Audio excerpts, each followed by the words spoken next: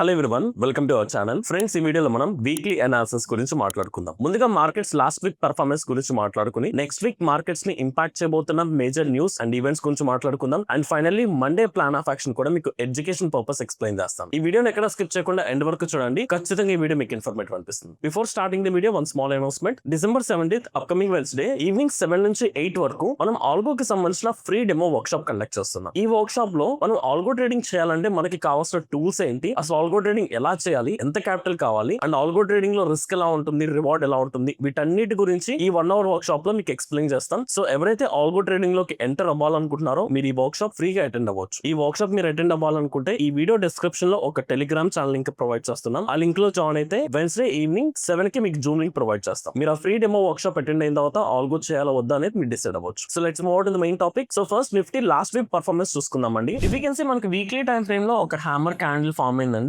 Overall గా markets మనకి initial గా కరెక్షన్ వచ్చినప్పటికీ మళ్ళీ మార్కెట్ సపోర్ట్ తీసుకుని స్ట్రాంగ్ బౌన్స్ బ్యాక్ అయితే ఇచ్చింది. సో టెక్నికల్ గా హ్యామర్ క్యాండిల్ ని మనం ఒక బుల్లిష్ క్యాండిల్ కింద కన్సిడర్ చేస్తాం. Even though candle red colour లో ఉన్నప్పటికీ క్యాండిల్ క్లోజ్ అయ్యే టైం కి మనకి డౌన్ సైడ్ నుంచి స్ట్రాంగ్ బయింగ్ ప్రెజర్ వచ్చింది కాబట్టి, అంటే మార్కెట్ క్లోజ్ అయ్యే టైం కి బయర్స్ కంట్రోల్ లో ఉంది కాబట్టి ఫర్ టైం బీయింగ్ మనం వీక్లీ టైం ఫ్రేమ్ వచ్చిన క్యాండిల్ ని ఒక బుల్లిష్ క్యాండిల్ కింద కన్సిడర్ చేసుకుందాం. కాబట్టి ఇక్కడ మనం మాట్లాడుకోవాల్సిన థింగ్ ఏంటంటే లాస్ట్ వీక్ లో మార్కెట్స్ ఎందుకని ఫాలో అయినాయి అండ్ ఎందుకని రికవరీ జరిగింది. సో దీనికి రీజన్స్ మాట్లాడుకుందాం ముందుగా. So last week markets fall అవడానికి ఫస్ట్ రీజన్ మన రూపీ వాల్యూ లో ఉండటం. ఆల్ టైమ్ లో ఆల్మోస్ట్ 90 అబౌవ్ రీచ్ అయిపోయింది మన rupee value. So rupee value తగ్గడం అనేది మన ఇండియన్ ఎకనామిక్ అంత గుడ్ సైన్ అయితే కాదు. And second thing, FAS continuous selling అండి. ఆల్మోస్ట్ 9,000 crores మన ఇండియన్ మార్కెట్స్ నుంచి లాస్ట్ వీక్ లో సెల్ చేశారు. So 9,000 crores with in week అనేది చాలా బిగ్ లెవెల్ లో ఎగ్జిట్ అయ్యారు. అండ్ మోర్ ఓవర్ మార్కెట్స్ ఇప్పుడు ఆల్ టైమ్ హై దగ్గర ఉంది కాబట్టి జనరల్ గానే ప్రాఫిట్ బుకింగ్ జరుగుతుంది. కాకపోతే కొంచెం బిగ్ లెవెల్ లో జరిగింది. ఆల్మోస్ట్ 9,000 crores సెల్ చేయడం వల్ల కూడా మన మార్కెట్స్ కరెక్షన్ లోకి వెళ్ళింది. అండ్ దీంతో పాటు గ్లోబల్ మార్కెట్స్ కూడా కొంత నెగిటివ్ ఉంది. పర్టికులర్ గా మనం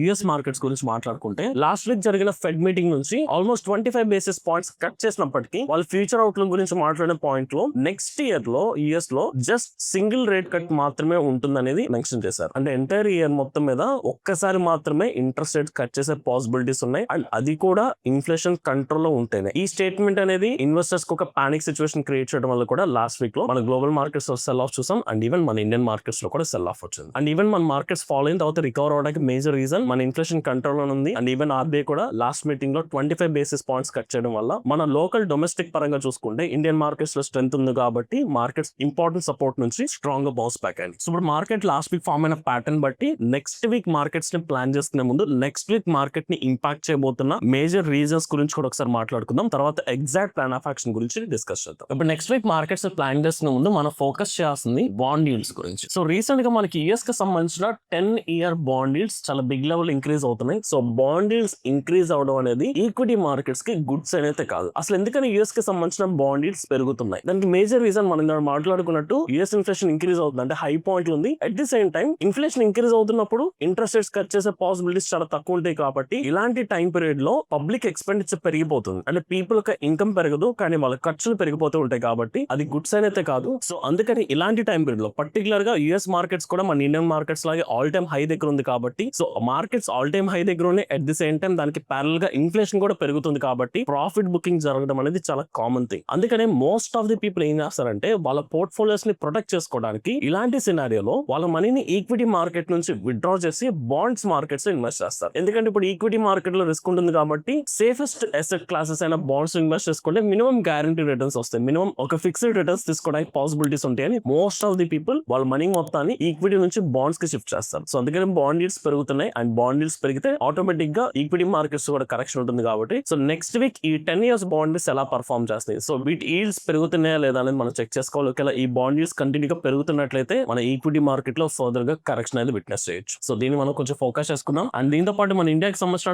WPI ఇన్ఫ్లేషన్ డేటా రాబోతుంది యూనిక్ లో. అండ్ యుఎస్ కి సంబంధించిన both CPI inflation data and WPI inflation data ఉంది. ఈ డేటాను కూడా మనం అబ్జర్వ్ చేసుకోవాలి. అండ్ ఆల్రెడీ లాస్ట్ వీక్ లో ఇండియాకి సంబంధించిన CPI ఇన్ఫ్లేషన్ డేటా వచ్చింది. సో ఆల్మోస్ట్ 0.7 ఉంది. So which is less than 1%. So ఇది కూడా పాజిటివ్ థింగ్. కాకపోతే ప్రీవియస్ క్వశ్చన్ ఇన్ఫ్లేషన్ డేటాతో కంపేర్ చేసుకుంటే స్లైట్ గా ఇంక్రీజ్ అయింది. బట్ మన విత్ ఇన్ లిమిట్స్ లో ఇన్ఫ్లేషన్ ఉంది కాబట్టి మనం పెద్దగా వరి అవ్వాల్సింది ఏం లేదు. అండ్ వీటితో పాటు మనం ఫోకస్ చేయాల్సింది AA స్టాక్స్. సో యుఎస్ కి సంబంధించిన AA స్టాక్స్, బ్రాడ్కామ్, ఒరాకిల్, ఈ స్టాక్స్ లో మనం చాలా బిగ్ లెవెల్ కరెక్షన్ అనేది విట్నెస్ చేస్తాం లాస్ట్ వీక్ లో. బ్రాడ్కామ్ అనేది జస్ట్ 1 day లోనే 11% ఫాల్ అయింది. సో దీనికి major reason again back to inflation. US inflation పెరగడం, మార్కెట్స్ ఆల్ టైమ్ హై దగ్గర ఉన్నప్పుడు ప్రాఫిట్ బుకింగ్ జనరల్ గా జరుగుతుంది. అండ్ ఈ పర్టికులర్ AA స్టాక్స్ లో మన ఇందాక మాట్లాడుకున్న బ్రాడ్కామ్ అండ్ ఒరాకిల్, ఈ రెండు కంపెనీస్ కూడా future outlook nothing but future profit margins తగ్గే ఛాన్సెస్ నేను మెన్షన్ చేశారు. సింపుల్ గా చెప్పాలంటే ఏ సేల్స్ పెరిగినప్పటికీ ఇన్ఫ్లేషన్ పెరగడం వల్ల వీళ్ళకి వస్తున్న ప్రాఫిట్ మార్జిన్ తగ్గే ఛాన్సెస్ ఉంటాయి అనే స్టేట్మెంట్స్ పాస్ చేయడం వల్ల ఈ స్టాక్స్ లో కూడా జనరల్ గా ప్రాఫిట్ బుకింగ్ జరుగుతుంది. సో ఇప్పుడు ఏ స్టాక్స్ కూడా చాలా బిగ్ లెవెల్ లో కరెక్షన్ వస్తుంది కాబట్టి దీని ఇంపాక్ట్ మన Indian IT stocks and A stocks మీద కూడా ప్రభావం ఉంటుంది. సో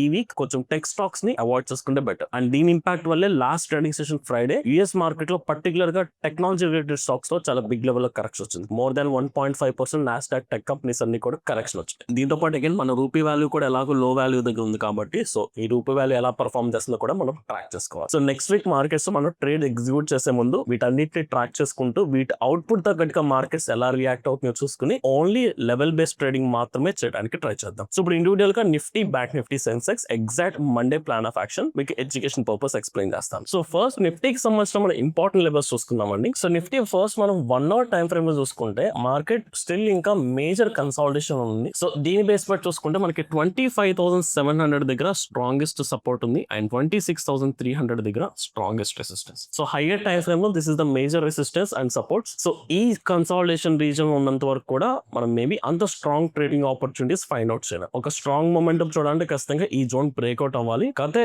హై విన్నింగ్ ట్రేడ్స్ తీసుకోవాలంటే మనం ప్యూర్లీ లెవెల్ బేస్డ్ ట్రేడింగ్ మాత్రమే ప్లాన్ చేసుకుందాం. సో ఇప్పుడున్న సినారియో బట్టి చూసుకుంటే ఒకసారి స్ట్రక్చర్ అర్థం చేసుకోవడానికి ట్రై చేద్దాం. సో మార్కెట్స్ రీసెంట్ స్వింగ్ దగ్గర నుంచి మనకి కరెక్షన్ రావడం, రీటెస్ట్, మళ్ళీ కరెక్షన్ రావడం, రీటెస్ట్. సో ప్రాపర్ గా లోవర్ హైస్ అండ్ లోవర్ లో స్ట్రక్చర్ ఫామ్ అయింది. స్టిల్ ఇంకా మార్కెట్ ఒక డౌన్ ట్రెండ్ సెంటిమెంట్ లోనే ట్రావెల్ అవుతుందని మనకి చాలా క్లియర్ గా అర్థమవుతుంది. సో హయ్యర్ టైం ఫ్రేమ్ లో ఏ సెంటిమెంట్ అయితే కనిపిస్తుందో దానికి మనం ఫస్ట్ ప్రయారిటీ ఇవ్వాలి కాబట్టి సో ఇప్పుడు ఎనీ రైజ్ ఇన్ మార్కెట్స్ మనం ఒక కరెక్షన్ ఆపర్చునిటీ కింద కన్సిడర్ చేసుకుందాం. అండ్ ఈవెన్ టెక్నికల్ గా చూసుకున్నాం మీరు ఇక్కడ మీకు ఒక ట్రెండ్ లైన్ ప్యాటర్న్ కూడా ఒకటి బాగా కనిపిస్తుంది. అంటే మార్కెట్స్ ఈ లెవెల్ అంటే ఈ స్వింగ్స్ వెళ్ళినప్పటి నుంచి మనకి కామన్ గా కరెక్షన్ జరుగుతుంది కాబట్టి సో ఇక్కడ నుంచి కూడా కరెక్షన్ జరిగే పాసిబిలిటీస్ ఉన్నాయి. సో ఇప్పుడు కొంచెం లోవర్ టైం ఫ్రేమ్ వెళ్ళిపోయి సో లోవర్ టైం ఫ్రేమ్ లో కూడా కొంచెం బెటర్ గా అర్థం చేసుకోవడానికి ట్రై చేద్దాం. సో లోవర్ టైం ఫ్రేమ్ లో మనకి ఇంకేదైనా స్ట్రాంగ్ సపోర్ట్స్ ఆర్ రెసిస్టెన్స్ ఉన్నాయి అనుకుంటే సో ఈ స్వింగ్ దగ్గర కూడా మనకు ఒక సపోర్ట్ ఆర్ రెసిస్టెన్స్ ఉంది. Someway close to 25,950 round figure దగ్గర మనకు ఒక ఎక్స్టెండెడ్ సపోర్ట్ ఉంది అండ్ దీంతో పాటు 26,050 దగ్గర ఇంకొక రెసిస్టెన్స్ ఉంది. సో ఆల్మోస్ట్ ఒక 100 పాయింట్స్ రీజన్ లో అగైన్ ఒక షార్ట్ టర్మ్ కన్సాలిడేషన్ ఉంది కాబట్టి జనరల్ గా రేపు మండే ట్రేడ్ ప్లాన్ చేసుకోవాలనుకుంటే ఇక్కడ ఏదైతే 100 పాయింట్స్ రీజన్ ఉందో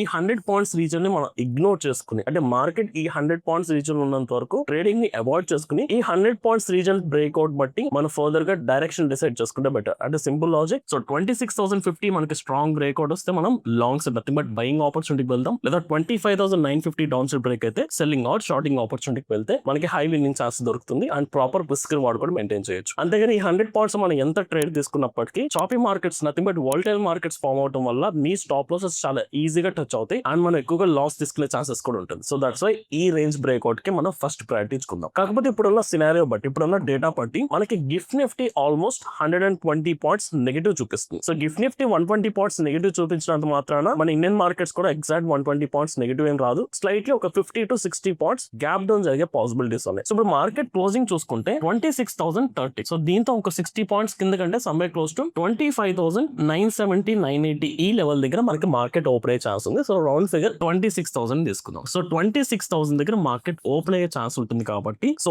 ఇమీడియట్ గా మార్కెట్ ఓపెన్ అయిన వెంటనే మీరు మార్కెట్ ని ట్రేడ్ చేయడానికి ఆర్ చేస్ చేయడానికి ట్రై చేయదు. మనం ఇందాక అనుకున్నట్టు ఫస్ట్ మార్కెట్ కొంచెం స్టేబిలైజ్ అయ్యేంత వరకు వెయిట్ చేద్దాం. ఎందుకంటే డొమెస్టిక్ మార్కెట్ స్ట్రెంత్ ఉన్నప్పటికీ గ్లోబల్ మార్కెట్స్ లో చాలా మిక్స్డ్ సినారియోస్ కనిపిస్తున్నాయి కాబట్టి ఫస్ట్ మార్కెట్ ఓపెన్ అయినాక ట్రెండ్ ఎస్టాబ్లిష్ అయ్యేంత వరకు వెయిట్ చేద్దాం. మరి ట్రెండ్ ఎస్టాబ్లిష్మెంట్ 5 minutes పడుతుందా, 15 minutes పడుతుందా, 1 hour పడుతుందా మనం చెప్పలేం కాబట్టి మనకి ఎప్పుడు బ్రేక్అవుట్ అయితే వస్తుందో ఈ జోన్ బ్రేక్అవుట్ అప్పటి వరకు వెయిట్ చేసి స్ట్రాంగ్ బ్రేక్అవుట్ వచ్చిన తర్వాత ట్రేడ్ అనేది డైరెక్షన్ తగ్గట్టు డిసైడ్ చేసుకుందాం. Right. So this is overall plan of action Nifty అండి. So purely level based trading వెళ్దాం. సో ఫ్రైడే హై పాయింట్ మనకు బ్రేక్ అయితే లో పాయింట్ బ్రేక్ అయితే షార్టింగ్ ఆపర్చునిటీ అండ్ ఈ వీక్ లో బై ఛాన్స్ ఒకవేళ 25,700 కనుక డౌన్ సైడ్ బ్రేక్ అయితే మనకి లాస్ట్ వీక్ వచ్చిన లో పాయింట్ బ్రేక్ అయితే మళ్ళీ ఫర్దర్ గా ఫాల్ 25,300 వరకు మనం ఎక్స్పెక్ట్ చేయొచ్చు. అంటే ఇంకొక 400 పాయింట్స్ ఫర్దర్ గా మార్కెట్ డౌన్ సైడ్ కరెక్షన్ లోకి వెళ్ళే ఛాన్సెస్ ఉంటాయి. కాబట్టి ఇలాంటి టైం పీరియడ్ లో మీరు స్వింగ్ ట్రేడింగ్ కి ఎలాంటి స్టాక్స్ లో ఫ్రెష్ గా ఇన్వెస్ట్ చేయొద్దు. ఎందుకంటే మీ పోర్ట్ఫోలియోస్ నెగిటివ్ లోకి వెళ్ళి మీ క్యాపిటల్ స్ట్రక్ అయ్యే ఛాన్సెస్ ఉంటాయి. కాబట్టి ఈ మేజర్ స్వింగ్ హై బ్రేక్ అయిన వరకు 26,300 నాకు స్ట్రాంగ్ బ్రేక్అవుట్ వచ్చేంత వరకు నేను equity markets or fresh swing trading కోసం ఫ్రెష్ ఇన్వెస్ట్మెంట్స్ ని హోల్డ్ లో పెట్టదలుచుకున్నాను. So this is overall plan of action Nifty అండి. సో సింపుల్ లాజిక్, ఈ 100 పాయింట్స్ రీజన్ అవాయిడ్ చేసుకుందాం, డైరెక్షన్ బట్టి ట్రేడ్ చేసుకుందాం. అండ్ ఇక్కడ మేజర్ 25,700 కూడా ఒక స్ట్రాంగ్ సపోర్ట్ ఉంది కాబట్టి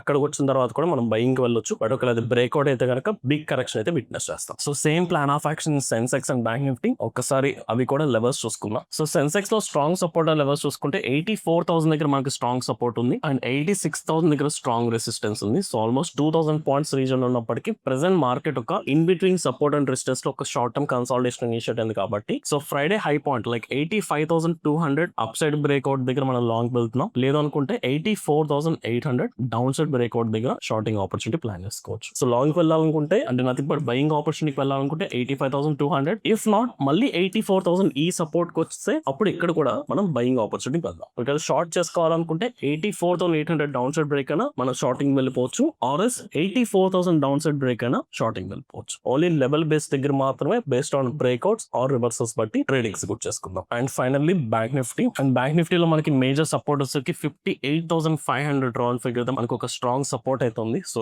ఈ రీజన్ దగ్గర సో ఇప్పుడు market in between support or resistance ఉంది కాబట్టి మనం ఇగ్నోర్ చేయాల్సిన రీజన్ ఈ లెవెల్ అండ్ 59,500 అండ్ 59,200 ఈ 700 పాయింట్స్ రీజన్ ని మనం కంప్లీట్ గా ఇగ్నోర్ చేసుకుని ఈ రీజన్ బ్రేక్అవుట్ బట్టి బ్యాంక్ నిఫ్టీలో ఈ అబోవ్ బ్రేక్ అయితే బై, డౌన్ సైడ్ బ్రేక్ అయితే షార్టింగ్ వెళ్దాం. ఇన్ బిట్వీన్ ఈ రీజన్ లో ట్రేడ్ చేసుకోవడానికి రైట్ ఆపర్చునిటీస్ అయితే లేదు. So this is my plan of action అండి. ఓవరాల్ గా సింపుల్ గా చెప్పాలంటే గ్లోబల్ మార్కెట్స్ ఇప్పుడు చాలా వీక్నెస్ కనిపిస్తుంది కాబట్టి ఎనీ రైజ్ ఇన్ మార్కెట్స్ మనం సెల్లింగ్ ఆపర్చునిటీగా ప్రయారిటీ చేసుకుందాం. పర్టికులర్ గా ఇంట్రాడే వరకు వెళ్ళాలనుకుంటే ఫ్రైడే మార్కెట్స్ ఏదైతే రీజన్ ఫార్మ్ అయిందో Friday markets high point break అయితే లాంగ్ సైడ్, లో బ్రేక్ అయితే షార్ట్స్ వెళ్దాం and only level based trading మాత్రమే ప్రయారిటీ ఇచ్చుకుందాం. అంతేగాని in between support or resistance మధ్యలో ఎక్కడ అవైలబుల్ ఉన్న మార్కెట్స్ ని ఇగ్నోర్ చేసుకుంటే బెటర్. అండ్ మనకి చాలా డేటా పాయింట్స్ రాబోతున్నాయి. రూపీ వాల్యూ మనం ట్రాక్ చేసుకోవాలి, యుఎస్ బాండ్ yields ట్రాక్ చేసుకోవాలి. సో మల్టిపుల్ సినారియోస్ కనిపిస్తుంది కాబట్టి ఏ ట్రేడ్ తీసుకున్నా ఓన్లీ ఇంట్రాడే వరకు మాత్రమే లిమిట్ చేసుకుని whether profit or loss intraday కి క్లోజ్ చేసుకుంటే బెటర్. ఓవర్ నైట్ రిస్క్ అనేది క్యారీ చేయడానికి ట్రై చేయొద్దు. Right, so this is my plan of action. I hope ఈ వీడియో మీకు అర్థమైంది అనుకుంటున్నాను. ఇఫ్ ఇన్ కేస్ ఈ వీడియో కనుక మీకు ఇన్ఫర్మేటివ్ అనిపిస్తే ఈ వీడియోని లైక్ చేసి మీ జెన్యూన్ ఒపీనియన్స్ ని కమెంట్ సెక్షన్ లో మెన్షన్ చేయండి. Thank you.